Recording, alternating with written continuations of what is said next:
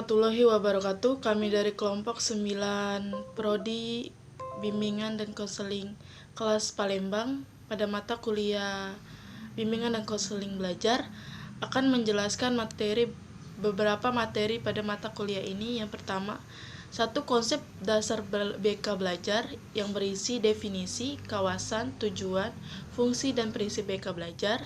Dua, bentuk layanan BK Belajar yang berisi layanan preventif, kuratif, dan deployment.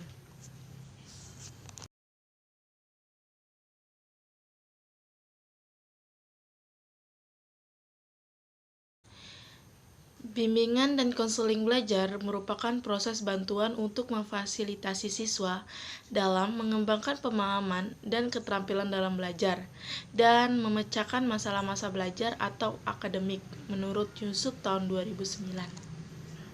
Yang kedua, saya akan menjelaskan kawasan bimbingan dan konseling belajar atau ruang lingkup bimbingan dan konseling belajar. Yang pertama, perkembangan dan penyesuaian diri atau pribadi dalam belajar. Yang kedua, kemampuan dalam pendidikan dan penjurusan. Yang ketiga, perkembangan dalam belajar. Yang keempat, penelitian yang berkaitan dan menyangkut belajar siswa. Yang ketiga, saya akan menjelaskan tujuan dari bimbingan dan konseling belajar. Yang pertama, tujuan umum. Menurut Permendikbud 111 tahun 2014, tujuan umum bimbingan dan konseling belajar yaitu untuk membantu konseli mencapai perkembangan optimal dan kemandirian dalam belajar. Dan adapun tujuan khusus bimbingan dan konseling belajar yaitu: 1. Memfasilitasi siswa agar sikap, pengetahuan, dan keterampilan yang berkontribusi terhadap pembelajaran yang efektif di sekolah maupun belajar sepanjang hayat.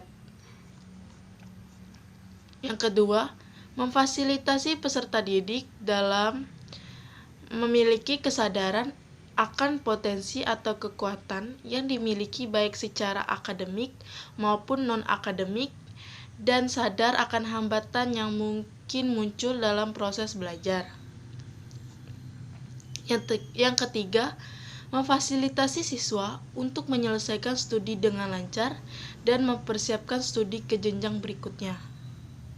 Yang keempat, memfasilitasi siswa agar mampu mengatasi hambatan maupun kesulitan dalam belajar dan melihat keterkaitan akademik atau studi dengan dunia kerja, kehidupan di masyarakat, dan komunitas.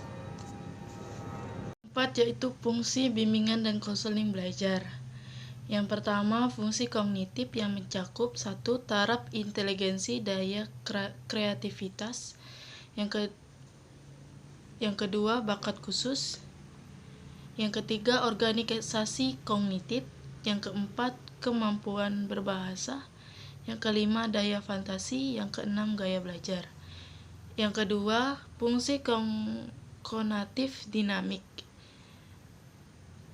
yang mencakup 1. Karakter hasrat berkehendak. Yang kedua, motivasi belajar.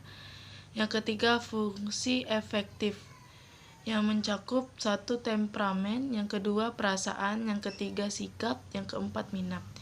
Yang keempat atau yang terakhir, fungsi sensorik motorik. Kemampuan yang dimiliki siswa di bidang fisikomotorik juga merupakan bagian dari keadaan awal di pihak siswa yang dapat menghambat atau membantu di semua proses belajar mengajar atau paling sedikit dalam proses belajar yang harus menghasilkan keterampilan motorik. Perolehan kemampuan yang dimaksud antara lain kecepatan menulis, kecepatan berbicara, dan artikulasi kata-kata menggunakan alat-alat menggunting dan memotong dan lain-lain.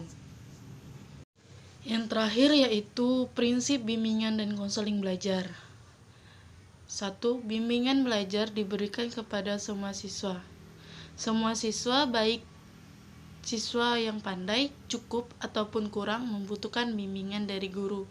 Sebab secara potensial, semua siswa bisa mempunyai masalah yang dihadapi oleh siswa pandai berbeda dengan siswa cukup dan juga siswa kurang. Yang kedua, sebelum memberikan bantuan, guru terlebih dahulu harus berusaha memahami kesulitan yang dihadapi siswa, meneliti faktor-faktor yang melatar belakangi kesulitan tersebut. Setiap masalah atau kesulitan mempunyai latar belakang tertentu yang berbeda dengan masalah lain atau pada siswa yang lainnya. Ketiga, bimbingan belajar yang diberikan guru hendaknya disesuaikan dengan masalah, serta faktor-faktor yang melatar belakanginya. Bantuan hendaknya disesuaikan dengan jenis masalah serta tingkat kerumitan masalah. Yang keempat, bimbingan belajar hendaknya menggunakan teknik yang bervariasi.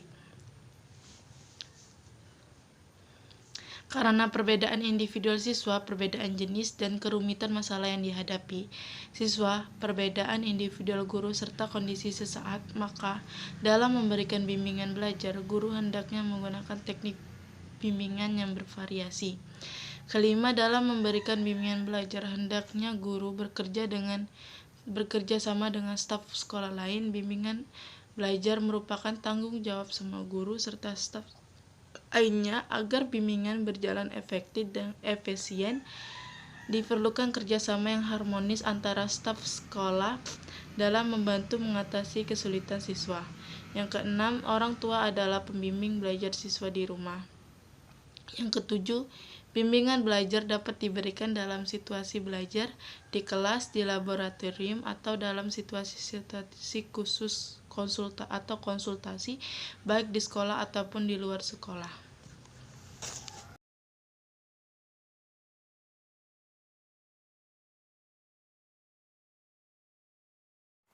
Assalamualaikum warahmatullahi wabarakatuh.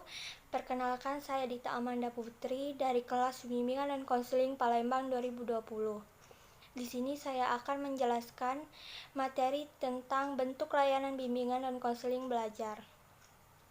Layanan bimbingan dan konseling belajar dibagi menjadi 3, yaitu layanan preventif, kuratif, dan development.